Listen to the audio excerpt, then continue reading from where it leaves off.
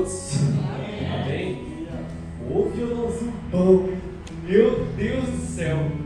Parece que a cada verso que toca numa música, a cada estrofe que muda, a gente vai se enchendo cada vez mais o fogo que Deus transmite em nós. E Deus abençoe esse equipe de louvor. Hoje não está completa, faltando algumas integrantes, mas Deus fez esse louvor ser maravilhoso hoje, desde o início. Amém? Os irmãos podem se sentar, vou dar alguns agradecimentos. Primeiro, queria agradecer muito ao missionário Paulo, que cedeu essa oportunidade a mim estar aqui hoje, que é muito grato. Que poder falar da palavra de Deus, poder usar a nossa vida como testemunho é maravilhoso. E é isso que nós temos que realmente fazer tudo que está escrito na Bíblia e de pregar o Evangelho a toda criatura. E é sobre isso que nós estamos aqui. É sobre isso. E nós estamos aqui hoje para louvar ao nosso Deus Todo-Poderoso. Por isso que eu agradeço também a Deus por ter dado essa oportunidade de estarmos aqui. Que tem tantas pessoas que não têm essa oportunidade de vir à igreja, sentir o que nós estamos sentindo. Porque essa alegria que faz a gente estar simplesmente só sorrindo, só feliz. A gente simplesmente só está agradecendo a Deus por tudo que Ele nos deu.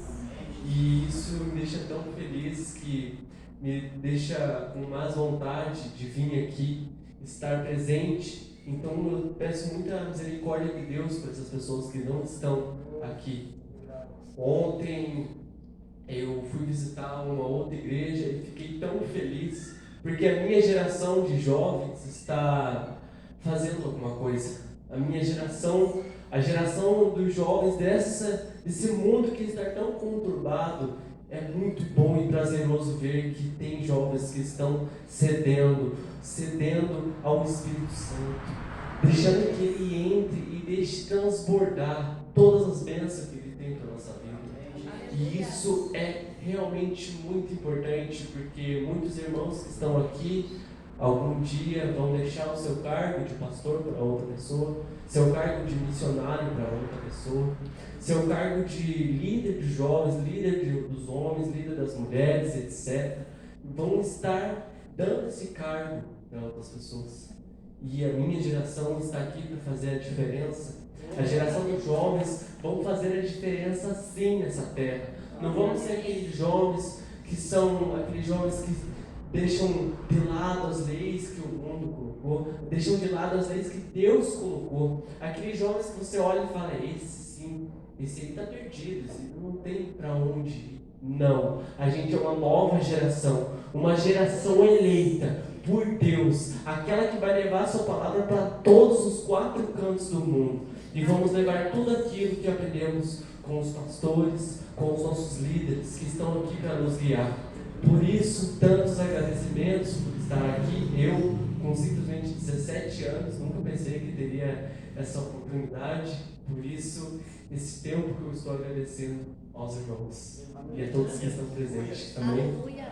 Vamos dar início à palavra que Deus me deu para trazer para os irmãos. Vamos colocar de pé em respeito à palavra de Deus e vamos abrir nossas Bíblias lá em 1 Reis 19, uma palavra que foi dada a mim por Deus, mas quem também me instruiu a ela foi o meu pai, que ele, como conhecedor da palavra também, muito com a sua experiência, deu uma história que eu não conhecia muito bem, que é a história de Elias, um profeta que, fez a diferença, realmente ele fez a diferença nessa terra. Ele estava ali, foi perseguido, mas demonstrou que o Deus que ele servia era maior. E ele, como também foi um ser humano como nós, ele passou por algumas dificuldades na vida dele, algum momento da vida dele que ele pensou que talvez ele não fosse suficiente, não fosse capaz de fazer aquilo, chegou ao momento de início de uma depressão talvez, mas vamos ver o desenrolar da história, fala um pouco mais. Amém? Vamos ler o 19 e vamos ler até o 15. 19 do 1 ao 15. O versículo, 1 Reis 19. 1 Reis 19. Daí eu vou ler até o 15. Amém. Amém. Amém. Amém. E Acabe fez saber a Jezabel tudo quanto Elias havia feito, e como total mataria todos os profetas à espada. Então Jezabel mandou um mensageiro a Elias a dizer-lhe: assim me façam os deuses e o outro tanto, se de certo amanhã a essas horas não puser a tua vida como a de um deles, o que vendo ele se levantou e para escapar com a sua vida se foi e veio a Berseba, que é de Judá, e deixou ali o seu moço. E ele se foi ao deserto, no caminho de um dia, e veio-se e assentou debaixo de um zimbro, que é meio que um capim, um mato, meio que aquelas árvores que fazem assim, sabe? Que dá sombra, uma árvore que dá sombra. Zimbro, e pediu em seu ânimo a morte, e disse: já basta, ó Senhor, toma agora a minha vida, pois não sou melhor do que meus pais. E deitou-se e dormiu debaixo de um zimbro, e eis que então um anjo lhe tocou e lhe disse: levanta-te e come. E olhou, e eis que à sua cabeceira estava um pão cozido sobre as brasas, e uma botija de água, e comeu e bebeu, e tomou e deitou-se. E o anjo do Senhor tornou segunda vez e o tocou e disse: levanta-te e come, porque muito comprido te será o caminho. Levantou-se Elias, pois, e comeu, e bebeu, e com a força daquela comida caminhou 40 dias e 40 noites, até Herobe, o monte de Deus. E ali entrou numa caverna e passou ali a noite. E eis que a palavra do Senhor veio a ele, e ele disse: que fazes aqui, Elias? E ele disse: tenho sido muito zeloso pelo Senhor Deus dos exércitos, porque os filhos de Israel deixaram o teu conserto, derribaram os teus altares e mataram os teus profetas à espada, e eu fiquei só, e buscam a minha vida para me tirar. E ele disse: sai para fora e põe-te neste monte perante a face do Senhor. E eis que passava o Senhor como também um grande e forte vento, que fendia os montes e quebrava as penhas diante da face do Senhor. Porém o Senhor não estava no vento. E depois do vento veio um terremoto, também o Senhor não estava no terremoto. E depois do terremoto veio um fogo, porém também o Senhor não estava no fogo. E depois do fogo veio uma voz mansa e delicada. E sucedeu que, ouvindo, Elias envolveu o seu rosto na sua capa e saiu para fora, e pôs-se a entrada da caverna, e eis que veio ali uma voz, que dizia: que fazes aqui, Elias? E ele disse: eu tenho sido um extremo zeloso para o Senhor Deus dos exércitos, porque os filhos de Israel deixaram o teu conserto, derribaram os teus altares e mataram os teus profetas à espada, e eu só fiquei, e buscam a minha vida para me tirar. E o Senhor lhe disse: vai, volta pelo teu caminho para o deserto de Damasco, e vem e unja a Israel rei sobre Síria. Sonhemos. Amém? Podemos sentar na presença do Senhor Jesus? Li o 19, mas para sabermos um ponto da história, vou falar sobre o 18. Podemos ver ali que Elias estava num momento meio complicado da sua vida.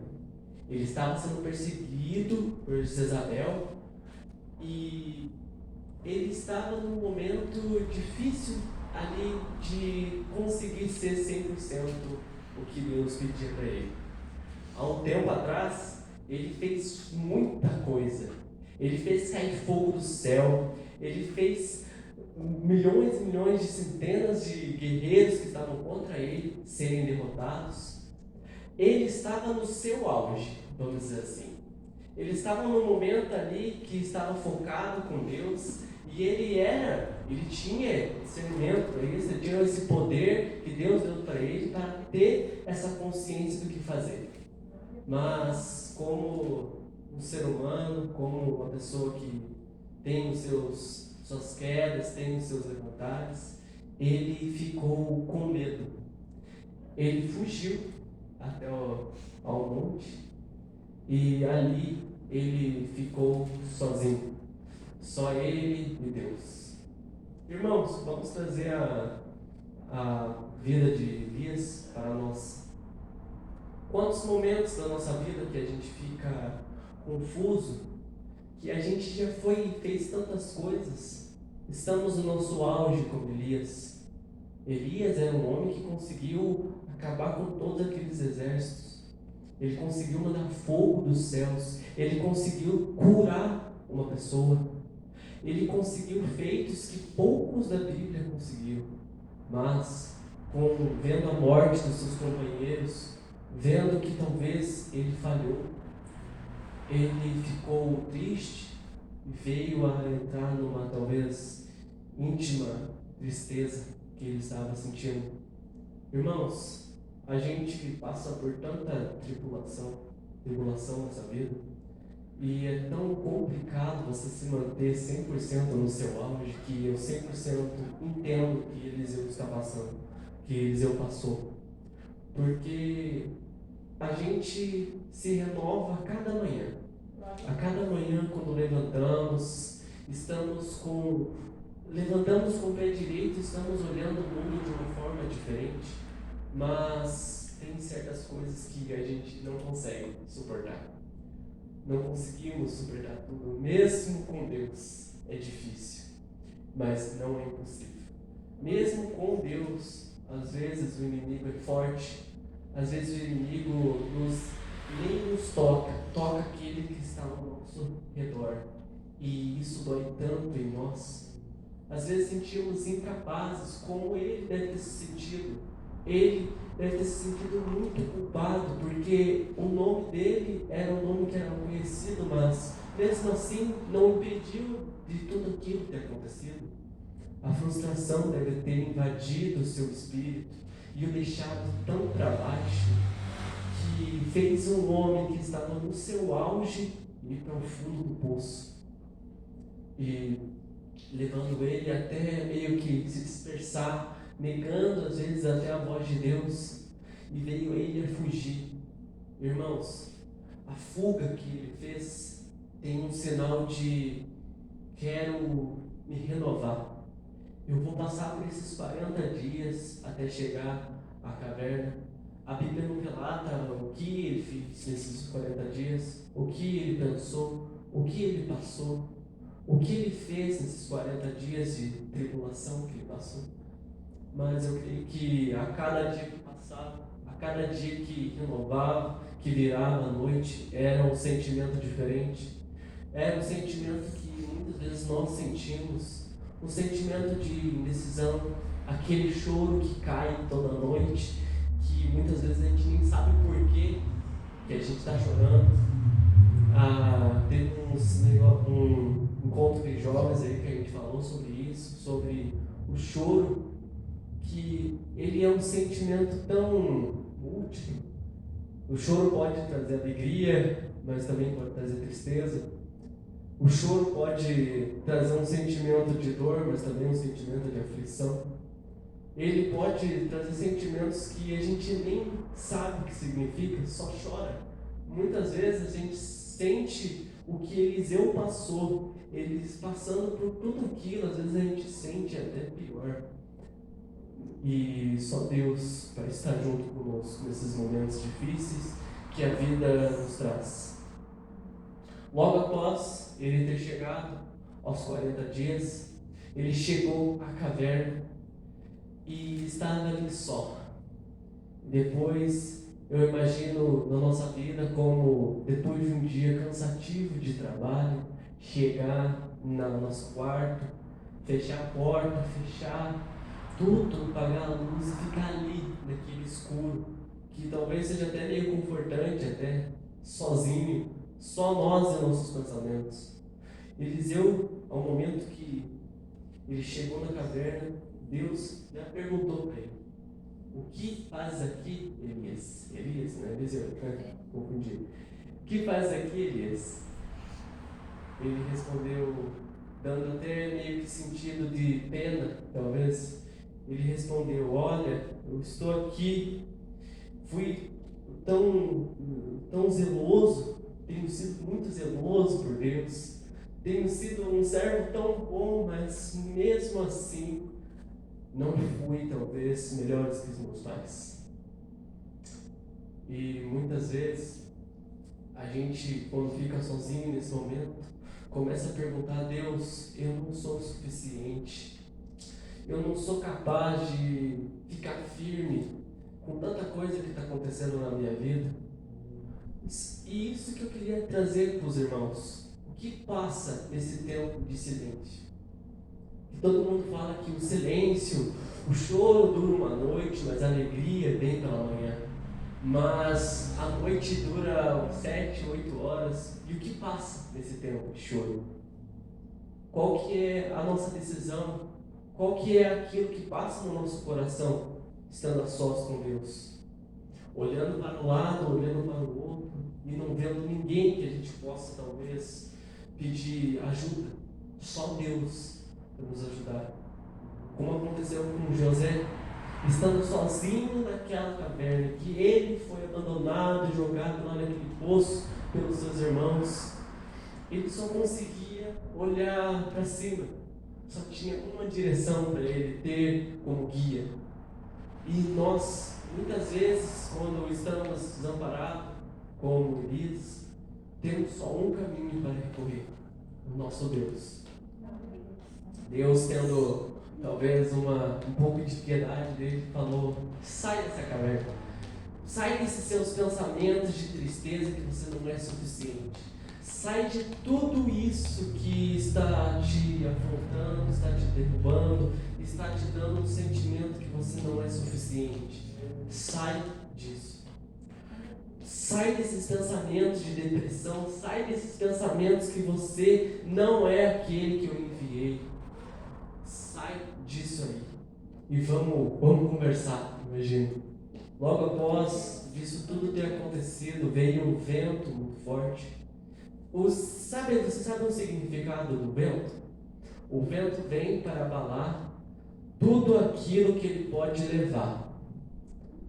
É diferente de um terremoto, que ele estabiliza a base.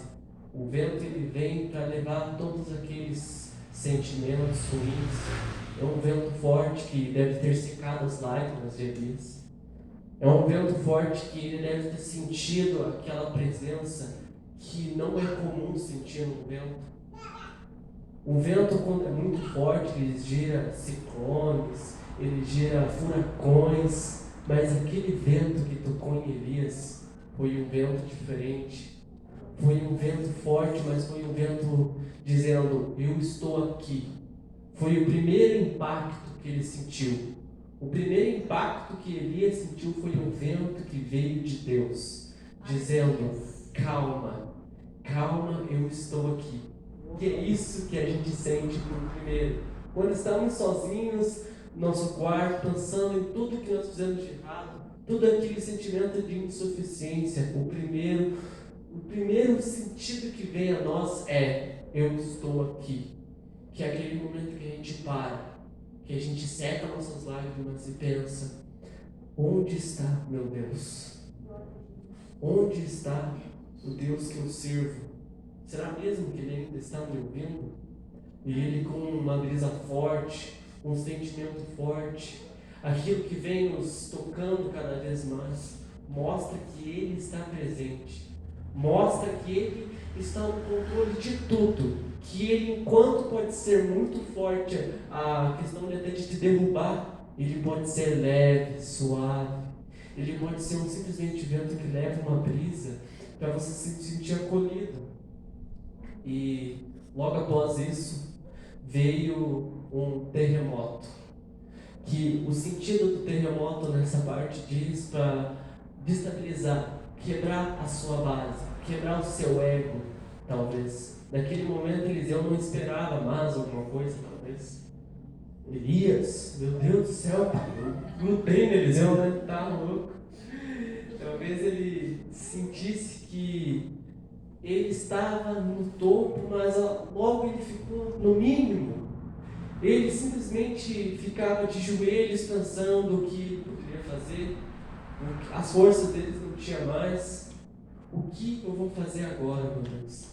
E ele chega como um terremoto, quebrando aquela base de sentimento, aquele negócio que coloca na nossa mente que não sou suficiente, ele vem forte, quebrando exatamente na base e nos trazendo um sentimento de suficiência, um sentimento que tipo, eu preciso de Deus, que eu não consigo ficar de pé, eu não consigo ficar estabilizado aqui por um simples terremoto, uma moveção da terra que Deus nos leva a cair de joelhos em pranto. E é exatamente isso que aconteceu com Elias. Ao momento que veio aquele terremoto, eu creio que ele ficou um pouco assustado, esperando também ser Deus que estava naquele terremoto, mas Deus não estava ali. E é isso que vem ao nosso sentimento. Às vezes nós precisamos de algo que nos abale. Às vezes nós precisamos de algo que cesse as estruturas do nosso ego, que a gente coloca como se a gente fosse suficiente, mas quando a gente está lá embaixo, a gente se coloca como se fosse o pior ser desse mundo. A gente se coloca tão baixo que a gente esquece que Deus está sob o controle.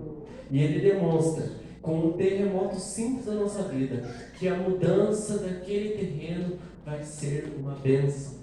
A mudança daquele clima ali vai ser uma mudança diferente na sua vida. É esse momento que a gente começa a pensar: quem eu sou para Deus? Ele desmontou a minha base. Com um terremoto eu não consigo ficar de pé. Quem eu sou para Deus? Será que com a minha existência eu sou o suficiente? Será que com o que eu fiz eu sou o suficiente? É aí que vem aquela dúvida. É aí que vem aquela pergunta na nossa cabeça: o que eu estou fazendo de diferente? Se eu não consigo aguentar um simples terremoto na minha vida, o que eu sou para Deus? Deus mostra que você, mesmo sendo o mínimo possível, mesmo estando lá no baixo, você não deixa de ser filho. Eliseu foi considerado um filho de Deus, porque Elias... Vamos mudar para Eliseu, gente? Vamos mudar para Eliseu, o nome dele é Eliseu agora. É mais fácil, né? Meu Deus. Elias, ele era filho de Deus, mesmo tendo feito tudo isso, ele era poderoso com Deus, ele era forte com Deus. Só por ele ter fugido, se sentiu fraco, ele deixou de sentir aquele sentimento que estava no início.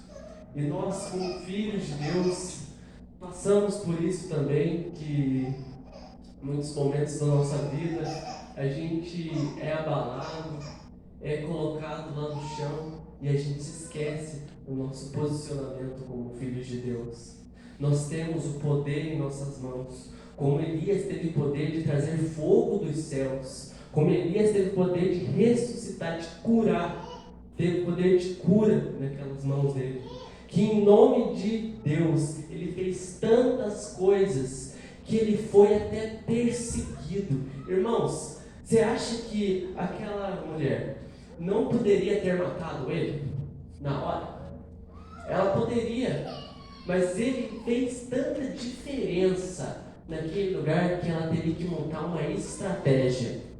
Porque se ela matasse Elias ali no meio do povo, ela sairia como errada.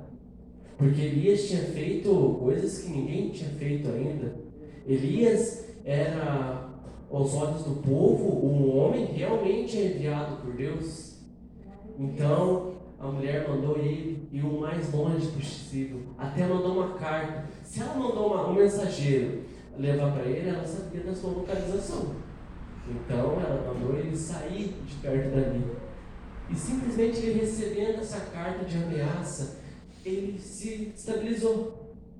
A gente realmente sentindo um pouco da ameaça do inimigo nas nossas vidas, a gente já se estabiliza, como Elias. A gente já fica pensando: meu Deus, o que será de mim?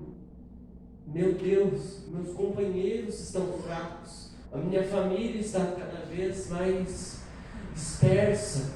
O mundo está ganhando e eu só restei eu. O que eu faço, Deus? O que eu faço? E Deus também, após aquele terremoto, mandou um fogo, que o significado do fogo nessa palavra diz a força e o poder de Deus. Irmãos, é aquele momento que a gente conclui que Deus já nos colocou numa base, colocou que Ele é o Todo-Poderoso. Ele realmente é o Deus que está sob controle de tudo. E no fim, Ele manda a certeza. Irmãos, não tem nada que o fogo não consiga destruir. É difícil alguma coisa que o fogo não corrói, que o fogo não alastra, que o fogo não consegue destruir tudo. O fogo consegue mudar um ambiente ali por completo. Veja, por exemplo, a nossa Amazônia aqui do Brasil está sendo completamente desfigurada, mudada pelo fogo. O fogo é um sinal de Deus que Ele é poderoso. Aquele fogo que veio sobre Elias, aquele calor que subiu por ele, veio a mostrar que Deus é poderoso junto com ele. Ele foi mostrando o poder que ele tinha. E na nossa vida ele também mostra isso. Que ao momento que estamos lá embaixo, ele mostra: eu sou o seu Deus. Eu estou no controle de tudo. Eu estou no controle da sua vida, na vida dos seus irmãos e de todos os seus problemas. São isso aqui perto de mim. Todos os seus medos, todas as suas inseguranças, você está se sentindo um inútil? Você está se sentindo que não é capaz? Você é capaz. Porque esse fogo que eu mostrei para você agora está no seu espírito. Está no seu sangue. Você é um vaso que eu moldei. Você é um vaso que eu construí. E eu deixei a minha assinatura em você. Você tem as minhas mãos. A gente viu ontem que Deus, Ele é o momento que fez o mundo e o universo. Ele criou haja. Ele falou haja. Que haja luz. Que haja os animais. Mas quando Ele foi fazer nós, Ele disse façamos. E isso eu fiquei muito maravilhado quando vi ontem, porque eu nunca tinha parado para pensar nisso. E realmente, todas as coisas do mundo, você acha que o mundo é tão grande, o universo, agora que a gente teve uma imagem liberada de como é o universo. Se os irmãos não viram ainda essa imagem, pesquisem depois. Que é uma foto que a NASA tirou do universo. E tem tantos pontos e pontos de luz, tantos riscos passados ali, que a gente nem sabe o significado. E aquilo tudo é coisas que Deus fez. E Ele falou, haja. Mas nós, que temos a imagem e semelhança dEle, Ele disse, façamos, desenhamos, criamos um ser que é forte, porque eu dou a força a ele. Elias, ao momento que deve ter visto aquele fogo, já deve ter visto e pensado, meu Deus, esse fogo surgiu do nada. É igual aquela história lá que diz que ele está com fogo no molhado, sabe? É exatamente isso. Surgiu um fogo que podia ter queimado tudo isso aqui, mas foi só um sinal. E a nossa vida é a mesma coisa. Aquele sentimento que com Deus eu sou forte é só um sinal do que Ele pode fazer.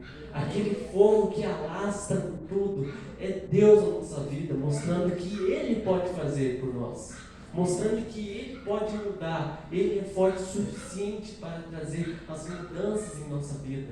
Ele demonstrou para Elias ali que ele estava no controle de tudo. Elias já tinha feito feitos que nenhum homem tinha feito. Naquela época, Elias era considerado filho de Deus porque ele demonstrou esse poder. Ele fez cair fogo dos céus. Aquele fogo que Deus mandou para ele foi só uma lembrança do que ele mesmo já tinha feito. Ele ordenou cair fogo do céu e caiu. Meus irmãos, a gente também tem esse dom. O mesmo Deus que era naquela época é o Deus de hoje. Ele coloca esse fogo na nossa vida, esse sorriso que a gente está mostrando ao mundo, é exatamente isso que Deus quer. Elias não podia estar ficando triste. Elias não podia ter ficado tão magoado desse jeito, porque ele estava fazendo a diferença. Ele estava fazendo um movimento diferente naquela época. E nós? E nós? Vamos ceder à depressão? Vamos ceder a esse pensamento de fragilidade? Vamos perder aquela confiança que Deus colocou em nós? Vamos apagar o nosso fogo com lágrimas? Não, irmãos, temos que ter a consciência e a ciência que mesmo que a gente esteja sozinho, mesmo que estamos lutando uma guerra que parece interminável, Deus está conosco. Realmente, o choro dura uma noite ou 2 noites. O choro pode durar meses e anos, mas não adianta chorar e simplesmente não ir atrás de um consolo.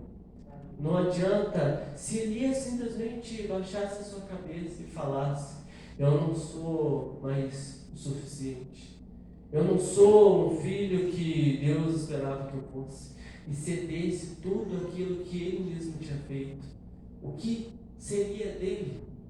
O que seria do nome de Deus? Essa mulher ia ter a certeza que ela enfrentou um Deus fraco. Ela ia ter a certeza que o Deus que ela enfrentou, o mensageiro que Deus enviou, era um mensageiro falso, que não cumpriu com aquilo. Então, essa ida de Elias ao monte, à caverna, foi necessária para ele se fortificar. Ele sentiu que ele precisava de forças. Tanto que Deus enviou 2 vezes o anjo para ele comer e beber, porque ele precisava ficar forte. Ele precisava concentrar o seu espírito para percorrer uma jornada que ia levantar ele mais forte ainda. Que ele precisava cumprir ainda alguns requisitos que Deus pediu para ele. Deus pediu para ele ir lá ungir, ele pediu para ele levar a palavra um pouco mais aos seus antecessores, a Eliseu, que ia ser o seu antecessor, que ia ficar com essa palavra. Ele ainda tinha um propósito, irmãos. E ele se levantou, que após esse fogo, essa demonstração de poder, veio uma brisa leve, uma brisa calma, uma voz que fez ele realmente dançar e ter a certeza que o Deus que ele serve é um Deus maravilhoso. E Deus novamente pergunta para Elias: o que fazes aqui, Elias? Após tudo isso que passa, ele ainda pergunta mais uma vez: o que você faz aqui? E ele responde: olha, eu fui um filho tão obediente, mas não consegui ser o 100% que o Senhor pediu. E ele falou, rapidamente respondendo: levanta-te e vai, porque o que eu desejei para a sua vida ainda não acabou. Levanta-te e vai, que o fogo que eu coloquei nas suas mãos e no seu espírito ainda tem uma fagulha ali que eu posso restaurar.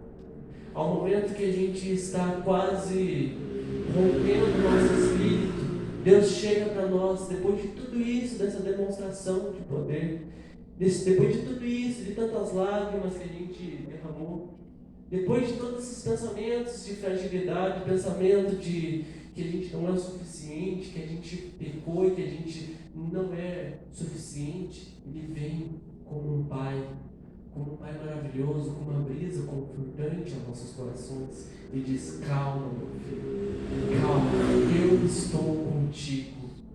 Vamos, descansa em mim, que amanhã é outro dia. Amanhã você vai continuar aquilo que eu passei para você fazer. Então, por isso que o choro dura uma noite, mas a alegria vem no amanhã, porque a gente conseguiu passar essa noite que pode ser tão tribulada, pode ser difícil, talvez nem dormir você consiga, porque eu mesmo, muitas noites já fiquei sem dormir com pensamentos de inutilidade, pensamentos que sou um filho que Deus, que não estou fazendo o que Ele pediu para mim fazer. Sou tão falho, sou tão pequeno perto dele. Somos mesmo. Somos pequenos perto do nosso Deus. Somos pequenos perto do poder que Ele tem. Somos pequenos perto de tudo o que Ele vai fazer na nossa vida. nossos pensamentos de tristeza não são o suficientes para os pensamentos de alegria que vamos passar. Os nossos sonhos, nossos desejos não são o suficiente para os desejos que Deus tem para nós. Deus planejou ainda uma carreira tão grande ainda para Elias que ele não podia acabar ali. E a gente também não vamos ser derrotados tão facilmente. Após o choro, tem que ter aquela certeza que Deus está no controle de tudo.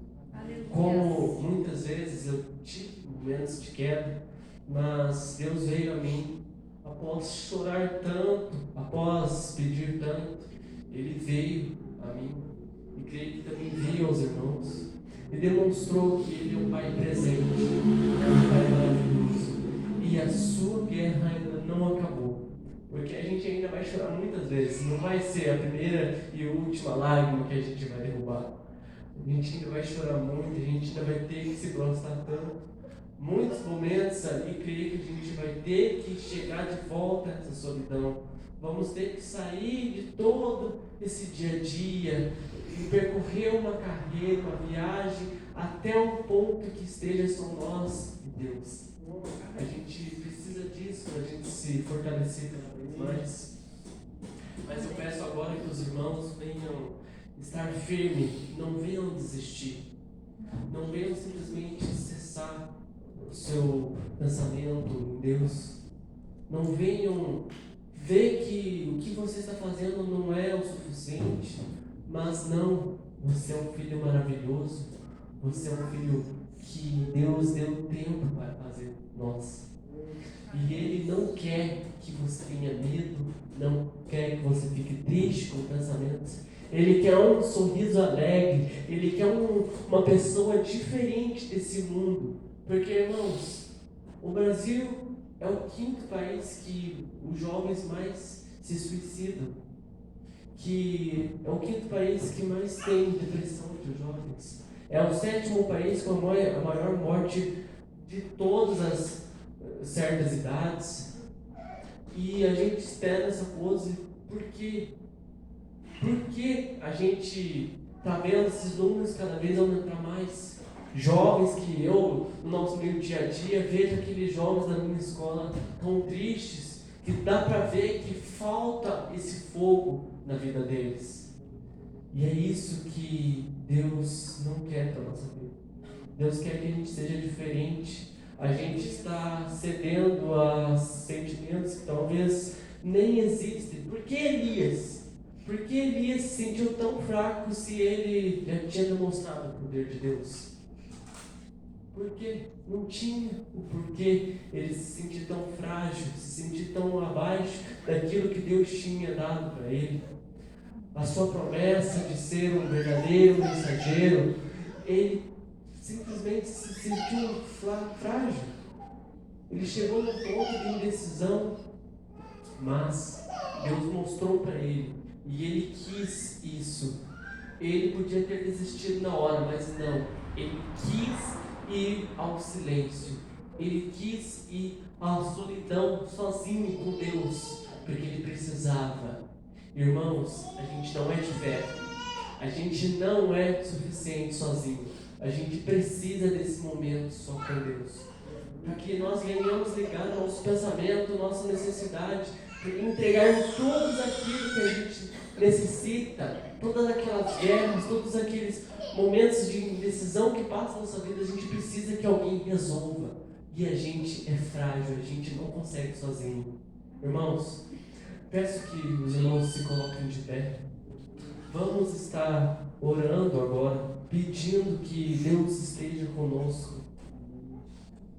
Vamos estar ouvindo essa música que eu preparei para os irmãos, que diz exatamente que no silêncio a gente está simplesmente só com Deus. Feche seus olhos, vamos orar essa noite. Fique